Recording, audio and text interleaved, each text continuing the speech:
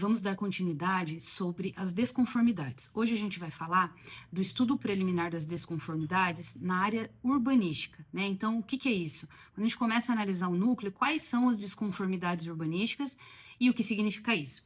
Então, aqui a gente vai citar José Afonso da Silva e Eli Lopes Meireles, que todos, né, pelo menos o pessoal aí da advocacia e da área do direito conhece bem. O conceito é muito simples e eu acho que serve para todo mundo aí. Consideramos estudo preliminar da situação urbanística a análise da legalidade dos espaços ocupados pelo núcleo urbano informal e a sua organização para que sejam habitáveis, assegurando qualidade de vida humana. Então, por que a gente faz esse estudo? Justamente para a gente absorver todo esse conceito que Eli Lopes traz e José Afonso da Silva também. Bom, o que significa isso? A análise da situação urbanística, ela é do núcleo, né? Então, nós vamos lá verificar. Tamanho de rua, como é que tá? Né? Se a gente comparar essa rua desse núcleo urbano informal consolidado com as leis que aquele município tem, né, para edificações, enfim, medidas específicas para o viário, né? Isso geralmente está lá na lei de ocupação e uso do solo, né? Tem município que não tem, mas a maioria dos municípios tem essa lei. Esse viário, ele tá na medida correta? Ou não tem calçada, ou seja, o leito carroçável não está conforme, enfim. Aqui, na desconformidade urbanística, atenção, pessoal, a gente vai analisar todas essas questões. Então, a rua está em tamanho menor do que a lei municipal permite, é uma desconformidade urbanística. O lote está menor que o zoneamento daquela área permite, desconformidade urbanística.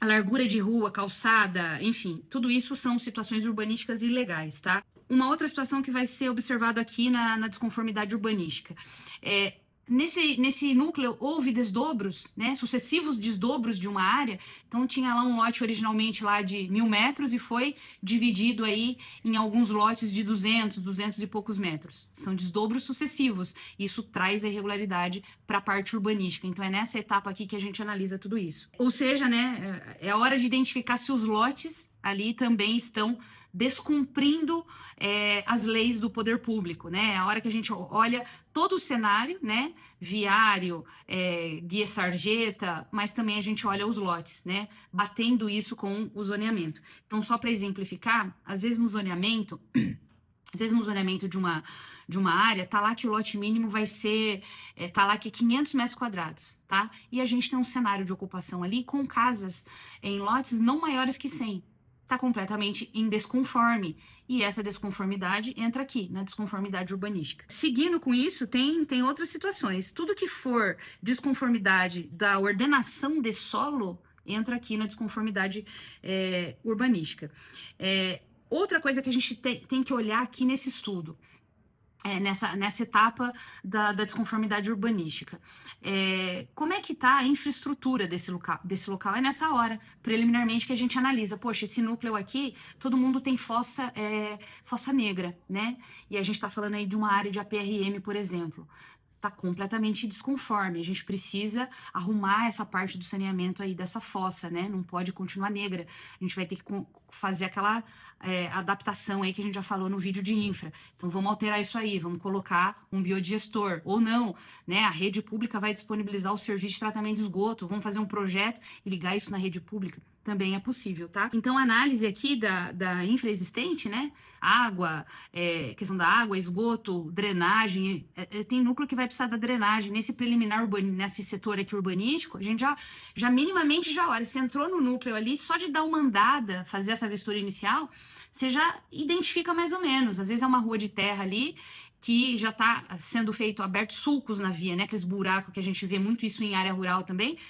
Isso com uma canaleta escavada ou com uma outra medida de drenagem, existem várias, a gente vai falar sobre isso, é possível a gente diminuir esse problema desse viário com uma drenagem bem feitinha. E tudo isso é analisado aqui na desconformidade urbanística, né? Vamos olhar aqui também questões de acessibilidade e a mobilidade de uma forma geral. Então, por exemplo, eu vou dar um exemplo de questão de mobilidade, que está desconforme, que entra aqui nessa análise.